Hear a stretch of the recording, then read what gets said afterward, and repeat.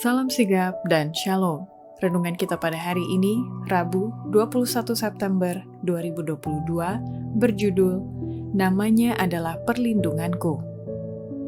Ayat intinya terdapat di dalam Amsal 18 ayat 10. Nama Tuhan adalah menara yang kuat.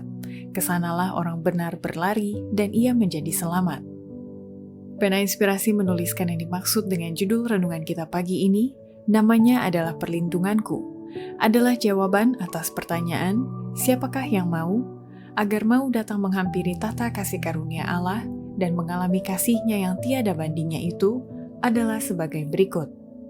Pertama, alasan seseorang bisa berkata seperti Salomo bahwa namanya adalah perlindunganku, oleh sebab dia memberikan pemeliharaan untuk memenuhi kebutuhan rohani dan sifat alamiah kita. Makanya di dalam doa, kita semakin dekat dengan Tuhan.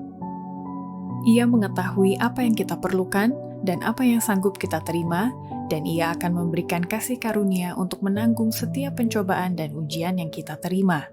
Doaku senantiasa adalah agar semakin dekat dengan Allah. Setiap pemeliharaan diberikan untuk memenuhi kebutuhan rohani dan sifat alamiah kita. Terang dan kekekalan diperlihatkan melalui Tuhan Yesus Kristus. Kedua, alasan seseorang bisa berkata seperti Salomo bahwa namanya adalah perlindunganku, oleh sebab Dia yang telah mati untuk menjadi perantara bagi kita di surga, senantiasa mengawasi setiap anak-anaknya yang gemetar, menderita, dan bergumul pada saat ini. Juru selamat kita telah membeli kita dengan penderitaan dan kepedihan manusia, oleh hinaan, celaan, penganiayaan, caci maki, penolakan, dan kematian. Ia sedang mengawasi Anda, anak Allah yang gemetar. Ia akan membuat Anda aman di bawah perlindungannya. Kelemahan kita dalam sifat manusia tidak akan menghalangi akses kita kepada Bapa Surgawi, karena Dia, Kristus, mati untuk menjadi perantara bagi kita.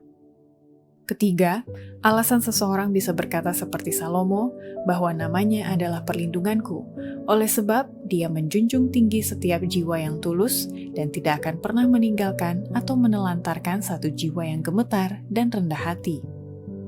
Allah akan menghormati dan menjunjung tinggi setiap jiwa yang tulus, sungguh-sungguh yang berusaha berjalan di hadapannya dalam kesempurnaan kasih karunia Kristus.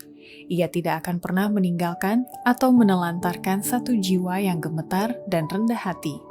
Akankah kita percaya bahwa Ia akan bekerja di dalam hati kita? Bahwa bila mana kita membiarkan Ia melakukannya, maka Ia akan menjadikan kita murni dan suci. Oleh kasih karunia-Nya yang limpah, menyanggupkan kita menjadi para pekerja bersama Dia. Keempat, alasan seseorang bisa berkata seperti Salomo bahwa namanya adalah perlindunganku. Oleh sebab, hanya di dalam nama Kristus ada pertolongan lengkap dan sempurna bagi setiap jiwa yang dicobai, sehingga sifat ini akan menjadi suatu berkat. Di dalam Kristus ada pertolongan lengkap dan sempurna bagi setiap jiwa yang dicobai. Bahaya ada di setiap jalan, namun seluruh makhluk surga bersiaga mengawasi agar tidak ada yang dicobai melebihi kemampuannya. Beberapa memiliki pembawaan karakter yang kuat, yang perlu terus-menerus ditekan. Jika diberikan di bawah kendali Roh Allah, maka sifat ini akan menjadi suatu berkat. Jika tidak, maka akan terbukti menjadi kutuk. Demikianlah renungan kita pada hari ini. Kiranya Tuhan memberkati kita semua.